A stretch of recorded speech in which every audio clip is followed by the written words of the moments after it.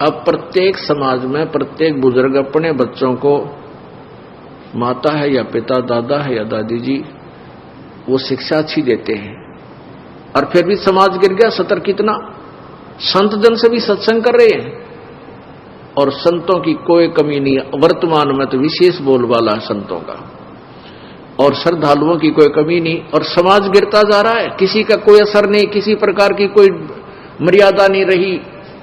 इसका कारण ये रहा कि उन संतों की शब्द में शक्ति को नहीं, और उनसे उनके असर नहीं हो सकता उन बच्चों के।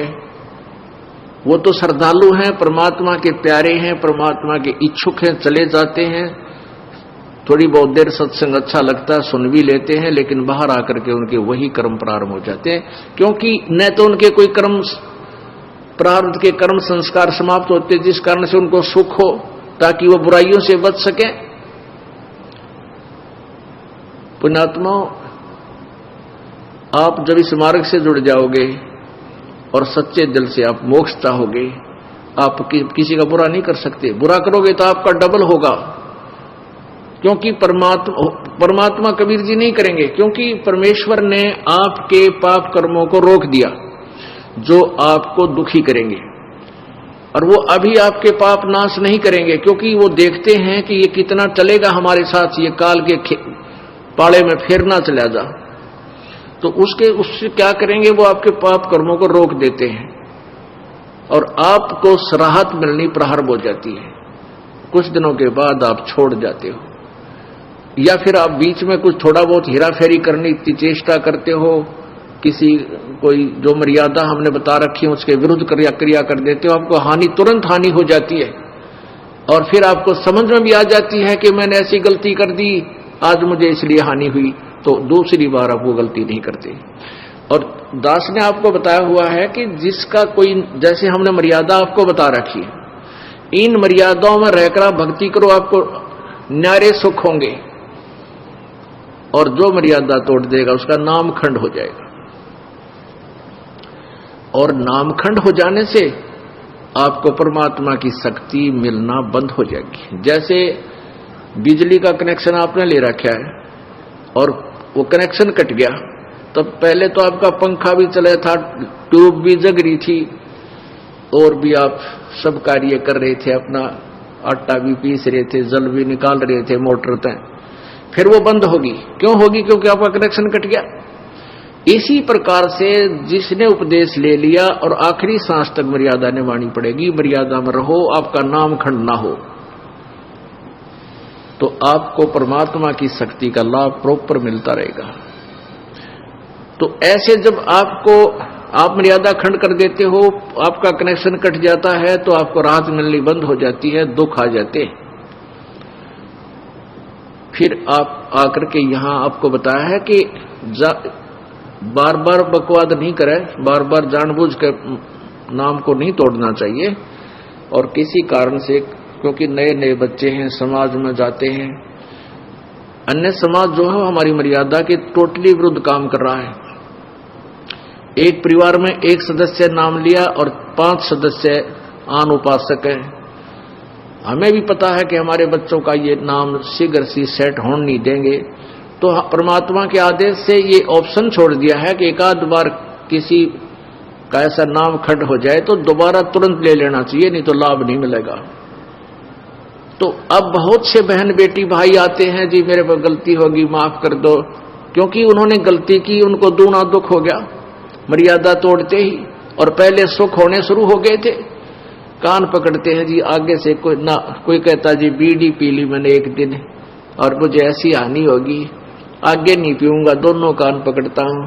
अच्छा भाई, आगे गलती ना करना, नाम दोबारा दे देते। फिर बार बार करेगा तो फिर मालिक नहीं सुनेगा तेरी बिल्कुल भी। तो इस डर से फिर वो गलती बंद हो जाती है, ना वो चोरी कर सकता, क्योंकि ज्ञान हो जाता है कि जो अगर हम चोरी करके सेठ बनना चाहते हैं, दूना दुख होगा, डबल पाप हमारे लगेंगे, और वो चोरी किया हुआ धन आपके पास नहीं रह सकता, ये गारंटीड बात है। और वो पाप आपके साथ रह जाएंगे जो चोरी करने से बने। एक भक्त का इकलौता पुत्र था और उसके दोनों गुर्दे फेल हो गए। उसने बताया कि मेरा इकलौता पुत्र था और दोनों गुर्दे फेल हो गए, उसके ट्रीटमेंट में मैंने लगभग 3 लाख रुपए 3.5 लाख रुपए लगाए, यानी 10-15 साल पहले की बात है। वो कैसे लगे, पहले तो झाड़े झपटियां वाले के चक्कर में फंस गया, फिर लोकल डॉक्टरों के चक्कर में फंसा रहा, फिर पीजीआई दिखा रोहतक में बहुत देर हो चुकी थी, कहने के दोनों गुर्दे कंडम हो गए और ऑल इंडिया इंस्टीट्यूट दिल्ली ले जाओ। वहां ले गए तो उन्होंने बताया भी अपना किसी रिश्तेदार का कोई गुर्दा दान कराओ, तो उन्होंने किसी से ऐसे कर करा कर गुर्दा दिवाया, लड़का स्वस्थ हो गया, 3.5 लाख रुपये लग गए। गुर्दे तो ठीक हो गए, एक दिन बस एक्सीडेंट में वो लड़का मारा गया। अब फिर उस भली आत्मा ने फिर अपनी सारी सत्संग सुना, उसका सौभाग्य था कि सत्संग सुनने को मिल गया उसको। फिर वो फूट फूट कर रोया मेरे पास आके, कहने लगा जी आज का जो सत्संग आपने सुनाया, मैंने ऐसे ही सुनाते हैं भी जो पाप करते हैं वो पाप तो उनके बैड अकाउंट में लिखे जाते हैं, और जो धन कमाने के लिए जो उन्होंने हथकंडे अपनाए, वो पैसा इकट्ठा किया, वो पैसा नहीं रहेगा, गारंटीड बात है, क्योंकि आपके भाग्य में नहीं है। और प्रारब्ध से अधिक तुम चेष्टा भी करते हो करके इधर उधर से, तो वो किसी ना किसी से तरीके से आपका खत्म होगा। किसी की भैंस मर जाएगी, किसी के बिजनेस में घाटा आ जाएगा, या कोई और कारण बन जाएगा, कोई बीमारी लग जाएगी, वो पैसे आपके ऐसे जाएंगे और वो पाप सुरक्षित रह जाएंगे आपके, वो धन नहीं रहेगा। धन रहेगा कबीर परमात्मा की भक्ति से, आपके भाग में ना होगा तो भी वो लिख देगा, इसके पास वो पावर है। तो उसने फिर बताया कि आपने सही बताया जी, मेरे साथ ऐसे ऐसे बनी, मैं बहुत निकम्मा आदमी था। पहले ये रिफल आती थी, इन टेप कैसेट चाले थे, सन 1978-77 की बात बताओ था, और उन टेपों में ये कैसेट डाला करते, उसके ऊपर मोर मारता सोनी की और लाता वहां तोल के भावते वो रिफल, और वो कैसेट बनवा के उसका सारा खर्चा मेरा 2 रुपया का एक कैसेट पाया करता, 2-2.5 रुपए का भर के भी सारा कुछ कर लेता था। और मैं सोनी की बना के मोर लाकर उनको 30-30, 35-35, 25-25 की बेचा करता था।